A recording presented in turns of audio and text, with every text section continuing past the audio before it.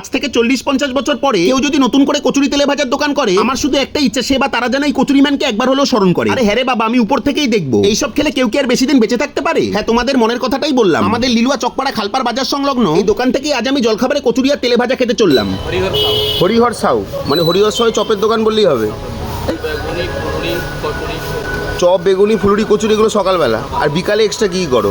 বিকালে ওর মধ্যে সিঙ্গাড়া হয়, ভেজিটেবিল হয়, পাউরুটি চপ হয়, ওগুলো বিকালে এক্সট্রা করো? আর আলু বোমা হয়। আচ্ছা, আর কচুরি কত? 5 টাকা। আর বাকি চপ?